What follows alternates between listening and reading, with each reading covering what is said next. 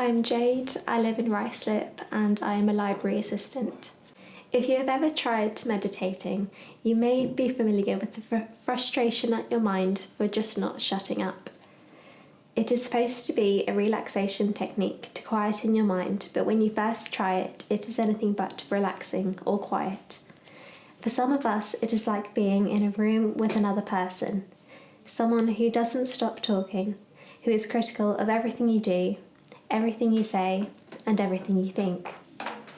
It can feel like there is no escape from this constant chatter, and that you are stuck with it for the rest of your life. We don't all have it this bad, but sometimes it can feel unbearable, especially if you are struggling with your mental health. Some forms of therapy work with our inner chatter to make it more logical, kinder, or to drown it out. But for a variety of reasons, many of us can't access these therapies when we need them. Perhaps this is why many of us are looking for other ways we can look after our mental health, like meditation. But for meditating to work, like any new skill, it takes lots of practice, discipline, and time. However, there is another skill that we can use that most of us already have. It can give us many of the same benefits as meditating and may help us even more, but it is often overlooked. You can do it by yourself, whenever and wherever you want, even in public. It is something that most of us have access to. It can be free. You can never have too much of it, and it has lots of positive side effects. So what is it? It's reading. Reading distracts you from your current reality. For a short time, you cease to exist and you become the story. When you read, your internal monologue is replaced with a different story. The room fills with new voices and alternative perspectives and worlds are shown to you. Reading has countless benefits, and that may be different for each of us. Often, an author puts things into words better than we can. They give us words we can use to better understand and express ourselves. This can validate our own beliefs and when their words resonate with our experiences. This reassurance that you are not alone, that others have gone through what you've gone through and have come to a resolution, gives us strategies and hope that we too may use to resolve our problems. Reading can help you to develop a healthy relationship with yourself. Simply by putting aside a little quality time for yourself can be hugely beneficial.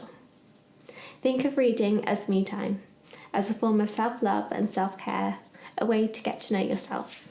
This can develop a positive sense of self, which can be important for those of us who are struggling with our self-esteem or mental health. Books are tools we can use to help us become a better version of ourselves and to create a better life for ourselves. They can give us ideas, different perspectives, inspiration, and advice. They teach us new words and show us how to use words in different ways. Having a wider vocabulary can help us to express ourselves better, like an artist having more materials to work with. Words are the tools we use to communicate with the world and to understand it. Your brain is a muscle and reading is a workout. Studies show that if you read regularly, you are 2.5 times less likely to develop Alzheimer's disease. Research also shows that reading a physical book before bed can help us sleep. By questioning perspectives, we expand our own limited worldview. We read the same book differently. We bring ourselves to the story, our beliefs, experiences, feelings, and perspectives. Each of us will take something different from the books we read. In reading groups and book clubs, you get to share your thoughts on a book and discuss it with others. Often they have seen things differently, and this may challenge your thinking and alter your initial interpretations. Considering that reading is quite a solitary activity, it can have a surprisingly positive impact on your social skills. Reading fiction is the closest you can get to hearing someone else's thoughts and seeing how their mind works. Being inside a character's head, you know their feelings and past experiences, so you have a greater understanding of why they do and say certain things. Studies by the reading agencies show that reading fiction is a strong predictor of social ability and in particular, empathy. The findings suggest that understanding characters in a narrative fiction is related to understanding others in real life. Reading can help you recognize feelings better in yourself and those around you. This validation may encourage you to accept and share emotions and experiences more easily, which is beneficial to your mental health. Books can offer you a greater understanding of the world and our place in it.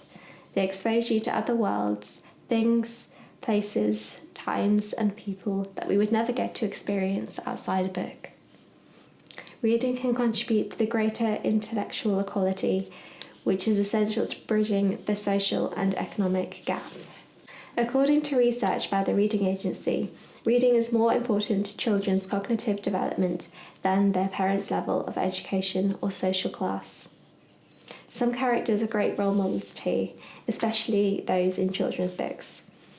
The way Matilda and Hermione empowered themselves through reading inspired me to do the same. They showed me that books are magical spaces and they can bring magic into our lives. For thousands of years, people have been reading to educate, entertain, and heal themselves. Aeschylus said that words are the physicians of a diseased mind. The ancient Greeks knew the importance of words and their therapeutic power. They developed the concept of catharsis, which means purging or releasing emotions through art and literature. Freud used this idea of catharsis in forming psychotherapy.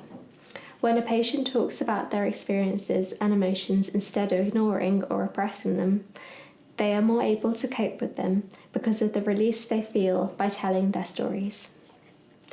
Other forms of therapy use catharsis in similar ways, such as drama therapy, writing therapy, and art therapy. They are becoming increasingly popular, although for many reasons they aren't accessible to most of us. But nearly everyone has access to books.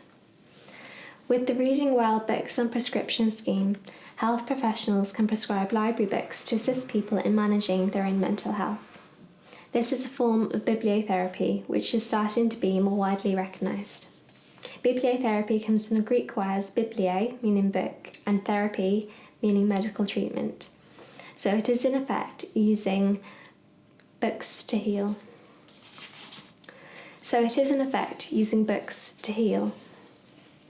There are books written by bibliotherapists on how to use bibliotherapy in your own life. My favourite is called The Novel Cure, and the children's version is The Story Cure. They provide great recommendations of books for a variety of issues and life stages. However, many people say they're too busy to read, especially for pleasure. Maybe start by reading for just a few minutes a day and see where it goes. And if fiction isn't for you, there are non-fiction books written about nearly everything. You can read something relevant to your life right now, something you're interested in, what you're already doing, or what you want to know more about. There are small things we can do to help ourselves that can have a positive impact on our mental health, and reading a self-help book can empower you to take action. Every library and bookshop has a section on self-help and personal development. These books can help us with specific problems we have and can give us more of an insight into certain issues, tell us the latest scientific research, and offer practical advice. I turn to self-help books regularly to deal with issues that arise in my own life. I use it as a coping mechanism when I feel anxious and stressed, as it gives me a sense of control and autonomy. Many of us use self-destructive coping mechanisms as a form of escapism. However, books offer a harmless yet effective escape. I use reading to get out of my head. Through reading, I've replaced self-hate with self-acceptance and self-destruction with self-development. When you read, you're being productive and creating good habits. This is great for personal development, and especially if you are unable to do much else or can't even get out of bed. Using healthy coping mechanisms like reading to replace unhealthy ones can help to break the cycle of addiction. I'm currently reading a book called The Reading Cure about a girl's recovery from anorexia. It fills me with hope that fiction has the potential to heal people's minds. I'm not denying that there are limits to reading and it shouldn't replace other therapies and medication. especially if you are struggling or have a diagnosis. But it can help to expand your horizons, open up your mind to opportunities and changes you can make for yourself. We can't talk about books without talking about libraries. They are hugely important as they make reading accessible to everyone. Libraries today are continually adapting to meet their community's needs, providing a range of services and opportunities to everyone. They are the centre of many communities, promoting local events and groups, signposting to other services, and supporting people of all ages, especially young people and the elderly. Libraries encourage social contact, which is especially important to those who are isolated and struggle to find this interaction elsewhere. The Arts Council found that after controlling for a wide range of factors, library users have a higher life satisfaction, happiness, and sense of purpose in life than those who don't use libraries. The services they provide are invaluable, but sadly, many libraries are in danger of closing due to lack of funding. Many now rely on volunteers to stay open. In the 4 years between 2010 and 2014, the number of library volunteers in the UK tripled. I have seen firsthand how important libraries can be, especially to some of the most vulnerable people in my community. And I am very fortunate that my local authority values and invests in their libraries. Thanks to the support and encouragement that I received on the YMCA Get On Track Employability course, I now work in my local library. The inspiring people that ran the course encouraged me to not give up after several setbacks. They helped me to build my confidence and believe in myself. We all need help to become who we want to be. Opening the right book can be a different way to help us find the answers we need to begin realising our own potential. No matter where you are in your life or what you are going through, books can help you in so many ways if you let them. Books may help you make sense of your life, of where you want it to go, and provide you with the vision and the power to create your own future. You are the author of your own story. When we put our thoughts into words, they shape our reality. In the past, you may have allowed circumstances and people in your life to write your story for you.